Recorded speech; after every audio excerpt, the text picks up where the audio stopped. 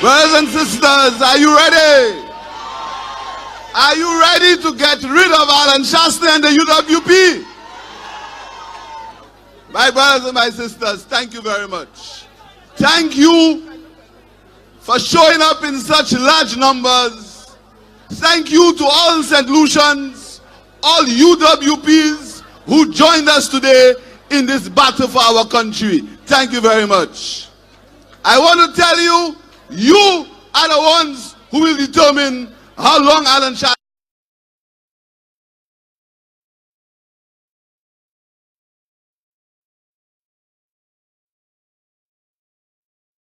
will stay in government. And if we can do it again. So are you ready for that? My sisters and my brothers, 9 years ago, September 9, 2009, a national tragedy befell St. Lucia. St. Jude Hospital was on fire. 3 St. Lucians lost their lives, and their families are still in pain. They are Mr. Munas Vijay, Mr. Claudius Sodin, and Mr. Joseph Jabatis of Peru, all from Beaufort North. And their souls will not rest in peace until the St. Jude Hospital is restored to its original site. The souls of these people will not rest in peace. But there is another tragedy. A young man, Beaufort Jean, was murdered.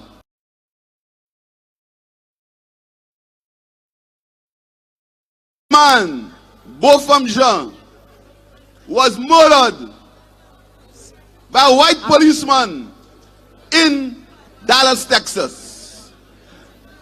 And justice must be served.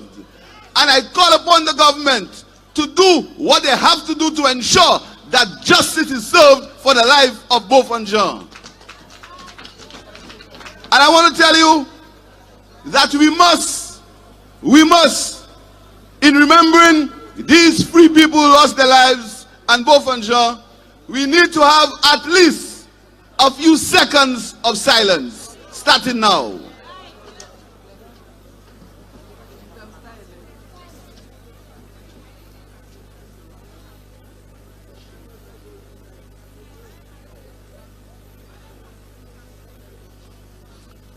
May their souls rest in peace.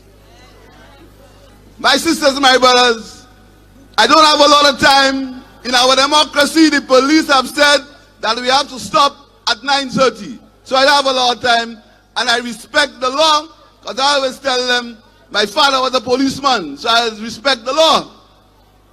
My brothers and sisters, when St. Jude burned, Stephenson King was the prime minister. He said the phoenix would rise from the ashes. You remember that? We supported that. We supported the rebuilding of the St. Jude Hospital. Alva Baptiste, as Minister of External Affairs, collected millions of dollars. Kelly Anthony, as Prime Minister, mobilized a loan of $20 million to complete St. Jude Hospital. So when we came into power, we never stopped work on this St. Jude Hospital. And they tell you, the surrogates and the paid taxpayers pundits, they tell you, why you didn't finish the hospital? Why didn't you finish the hospital? I'll tell you tonight. The United Workers' Party had 2 years, from 2009 to 2011, to complete the hospital. They did not. We came into power, we had 4 years. We never stopped. We continued to work on the hospital. They're back in power now for 27 months. So that means they have the same amount of time as us, and they are not finishing the hospital, and they have stopped work on the hospital. So the idea that you didn't finish the hospital is absolutely nonsense, because they have the same amount of time as us, and they have not done any work. In fact, they have allowed the building to almost go into almost rotten. A construction site. This government, they say they've spent $70 million on that building, and they allow it to stay and get in a state of disrepair. When they came back in June 2016. They came back, my brothers and sisters, with a change but an undisclosed agenda for St. Jude. They hid the handover report. The handover report that would tell you where we are in the hospital, they hid it.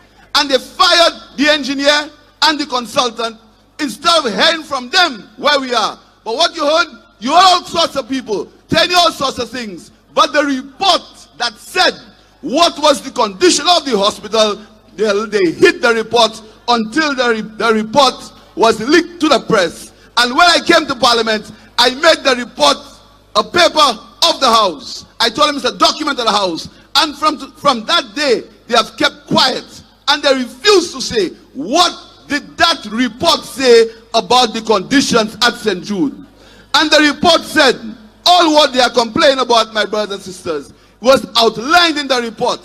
And if the United Workers' Party had continued to work on St. Jude as we had done, St. Jude would have been completed and the George Odlum Stadium would have been started over to give back to the players of St. Lucia. If they had continued work, St. Jude Hospital would have been completed, my brothers and sisters. What did they say in the manifesto? They said they will complete the hospitals that were started years ago. They promised that in the manifesto and they stopped work. And that is what we must understand. They stopped work on the hospital.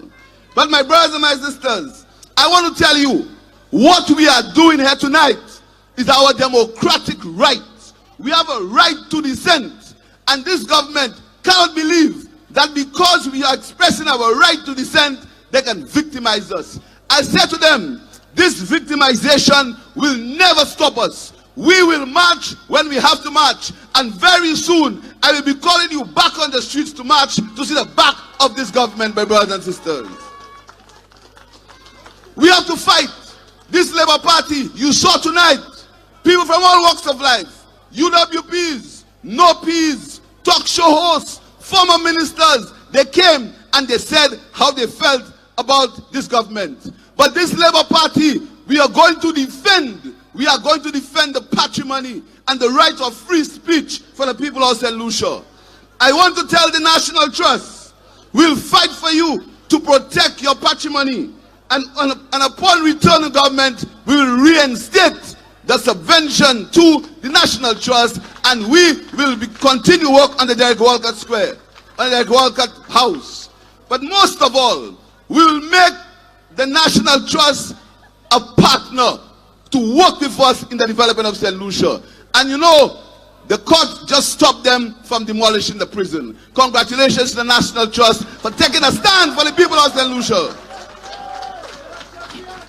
I want to tell the Medical and Dental Association, we support your cause for inclusion in the national healthcare process, my brothers and sisters. And you too will be made a partner in the delivery of affordable healthcare for all St. Lucians. And I want to applaud the doctors and nurses who stood with us this afternoon to fight for healthcare. Thank you, thank you, thank you for fighting for us. To the architects, to the engineers, we respect you, we'll consult you, and heed your advice in all major community and national projects, including hospitals. To our teachers, principals, students, and parents, I want to assure you that the money for school repairs will not be diverted to other uses, and that the operation of Alpha Lewis College will be given the attention it deserves as our highest educational institution. And we will reintroduce the laptop program to schools. To the civil servants and the public servants, to those who join us and those who are afraid to join us, and those who send us messages of goodwill, we say to you, we'll protect the institutions of government and protect you from the present practice of ministerial dictatorship. To the workers and the beneficiaries of the NICE program, we'll work with you to reopen the program, and we'll create new and innovative work programs for the unemployed in St. Lucia. To our customs officers, we shall consult you at the start of any process which involves major changes in your existing operations. We will speak the truth to you. To our nurses and health professionals, Let me assure you that the St. Lucia Labour Party stands with you in protecting your jobs in the public health sector and to improve your working conditions. We shall not facilitate any moves to bring in health workers from outside to replace you in St. Lucia. We'll fight against that. To the police and the firemen, the St. Lucia Labour Party will allow you to function as professionals without political interference. We will continue to improve your stations and your barracks as we did when we got into power in 1997. And we shall strengthen the structures to improve the operational independence of the Commissioner of Police. To the youth and the sports people, we will ensure that we maintain and improve your facilities and not waste $42 million on a friend and foreigner or the Prime Minister. To the small business people, we will ensure that we help you grow and expand your business instead of giving $10 million to a foreign business, Ojo Labs, to make profit that they will export out of the country. We will put that money into small businesses so they can improve and expand their business. To the large business owners, we will create a level playing field and make available to you the same incentives available to foreigners. To the farmers, we will not make you empty promises, but we'll work with you to modernize and lower your operation costs. We will open the abattoir if Shaste has not demolished it. We will open the abattoir that the Taiwanese gave us for a gift. To the fisher folk, we'll provide assistance to cushion the impact of the high fuel prices. To the contractors, we'll ensure that contracts are not directly handed over to friends, family, and foreigners. Everybody will get a bread.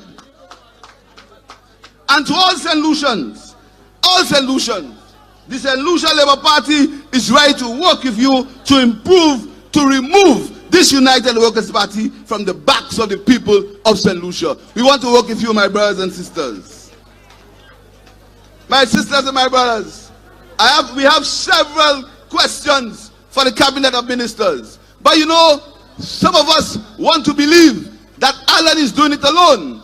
Alan is doing it alone. No, he has enablers in the cabinet, because one of them could at least stand up and say, Prime Minister, you are doing the wrong thing, and stop it. I had a number of questions that I wanted to ask the cabinet ministers, but as I said, I have to obey the law, and we have to end, they say, by 9:30. But my brothers and sisters, I have to tell you that I want to send a warning to those who want to hijack our national public hospital for private profits. When the European Union gave us that gift, they did not give it to us to give to foreigners to make profit. They gave it to us for the majority and all the people of St. Lucia to use. And I'm putting them on notice. When the St. Lucia Labour Party gets back into government, we will bring back the hospital to its original use, for use by the majority of people of St. Lucia. No hospital will be privatized under the St. Lucia Labour Party. I want you to say that after me. No hospital will be privatized under the St. Lucia Labour Party.